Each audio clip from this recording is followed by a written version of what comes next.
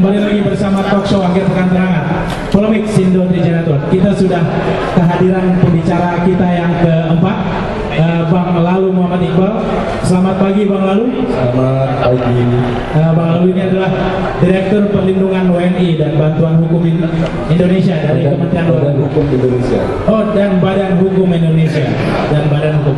Oke, saya langsung ke Bang Lalu. Tadi ada apa namanya Bang, kenyataan yang mungkin menyedihkan juga ketika Bang Wahyu mengatakan para diplomat ini ada yang menganggap ketika urusi TKI ini kayak kebagian sampahnya. Ini mungkin perlu ini kan jatahnya Bang Lalu untuk mengklarifikasi.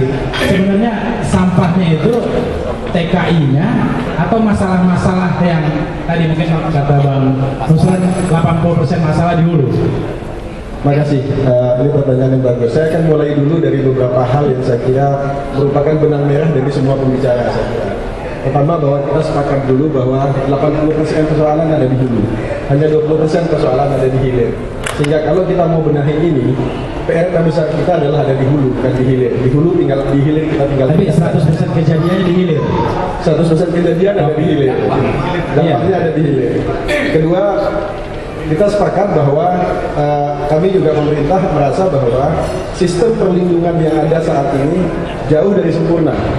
Jadi kita tidak pernah mengklaim bahwa sistem perlindungan WNI dan TKI kita di luar negeri sempurna. Masih ada bolong-bolongnya di sana sini. Tapi in the same time kita juga sepakat bahwa we have done our best. Kita sudah lakukan yang terbaik yang kita bisa di dalam kerangka sistem yang penuh bolong-bolongnya ini gitu. Nah ini penasaran, ini profesional Sindo pasti penasaran Bang, ketika dikatakan we have done our best. Tadi Bang Yusuf ini di awal kan katanya sempat menjadi local staff di Oman. Nah dia mengatakan dia bisa melakukan tanpa secara mungkin legal formal urusan diplomatik untuk meminta dari Uni Emirat Arab untuk tidak memberi izin buat perlintasan TKI untuk human trafficking dari UAE ke Oman. Nah mungkin bisa dikasih tahu gak ke kita, ke profesional Sindo, apa yang data our best itu apa aja Bang? Saya kasih contoh begini, contohnya di dalam konvensi Wina, tugas misi diplomatik dan konsuler di dalam perlindungan warga negara adalah sebatas memastikan bahwa warga negaranya mendapatkan keadilan yang berimbang, fair trial. Itu limitnya. Tetapi apa yang dilakukan oleh teman-teman itu go beyond limit itu. Contoh misalnya, saya ingin cerita salah satu kisah. Ini hanya salah satu cuplikan dari begitu banyak kisah teman-teman perjuangan teman-teman di perwakilan. Ada 5 orang dari Banjarmasin yang melakukan pembunuhan di Mekah. Melakukan pembunuhan di Mekah, itu kisah 5 Banjar. Pembunuhan sangat keji. Membunuhnya dengan cara memasukkan orang ke bak mandi hidup-hidup dan disemen hidup-hidup. Oke. Jadi luar biasa pembunuhannya. Tahun berapa itu? Tahun 2009. Sekitar itu ya? Sekitar itu, saya lupa.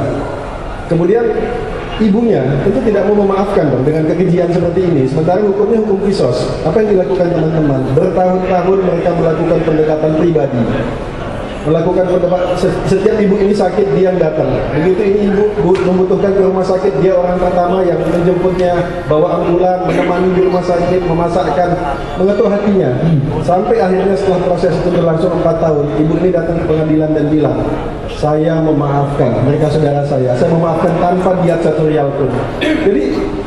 Jadi saya ingin katakan bahwa apa yang sudah dilakukan teman-teman sudah jauh melampaui apa yang menjadi kewajiban mereka.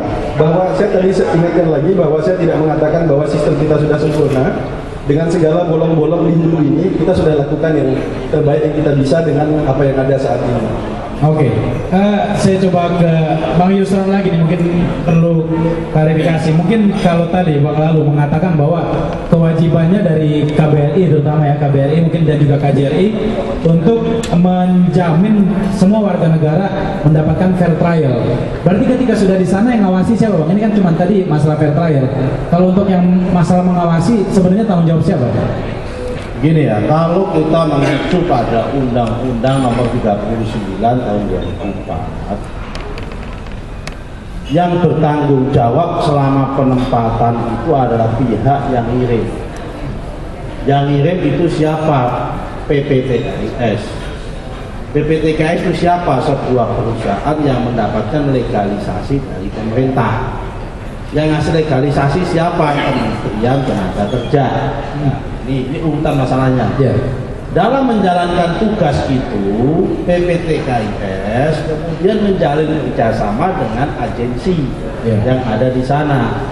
Nah, harusnya pemerintah dalam undang-undang itu diharuskan PPTKS maupun mitranya itu memberikan laporan tiap 6 bulan sekali keberadaannya TKI-nya di sana, dia ikut majikan siapa.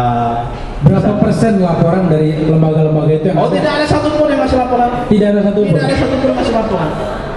Itu selama berapa tahun nggak ada satupun yang dari laporan? Minimal sejak saya masuk ini belum ada satupun yang ngasih laporan. Nggak ada aturan sanksi apa yang bisa mereka kena. Makanya ini lagi tak tata. Saya udah kirimin surat semua PPTKS itu untuk minta laporan. A05 biasanya dulu. Lain-lain. Ya, kalau dulu bentuknya A05. Kalau A05 hanya mengatakan dia di sana itu kepada majikan siapa. Ya. Tetapi ini lebih dari itu. Memantau perkembangan 6 bulan sekali ini kayak apa? Belum ada satupun yang melakukan itu. Jadi Permen 14 ada itu. Pak, ini intinya ada peraturannya tapi implementasinya nggak ada. Sampai hari ini minimal saya dilantik pada tanggal 27 November. Harusnya itu saya menerima laporan dari sebuah perusahaan, laporan 6 bulan terakhir pada tahun 2014 sudah tidak ada. Ya. Kemudian menerima laporan triwulanan dari awal tahun 2015 juga belum menerima. Karena saya merasa ada undang-undang seperti itu, kemudian saya kirim surat. Saya kirim surat semua PPTKS mohon untuk membuat laporan. Yang pertama adalah laporan semester penempatan semester 2 tahun 2014. Yang kedua adalah laporan penempatan dan kondisinya di sana kayak apa pada kuartal 1 tahun 2015. Iya. Memang saya katakan tadi banyak yang tidak proper. Nah, kemudian kalau jadi masalah, kalau ada masalah, biasanya si PPTKS itu mengatakan itu kan sudah bukan urusan dan kewenangan kami, Pak. Yeah. Itu kewenangan agensi yang ada di sana. Nah, ini paradigmanya masih paradigma seperti ekspor barang. Begitu barang dikirim sampai sana, selesai urusan. My business with kamu bos dan. Udah selesai gitu loh. Nah, ini kan bukan begitu. Ini adalah tanggung jawabnya selama 2 tahun. Nah, selama 2 tahun itu selain dia itu melakukan pemantauan, harusnya juga ada mitigasi risiko. Nah, karena itu satu lagi yang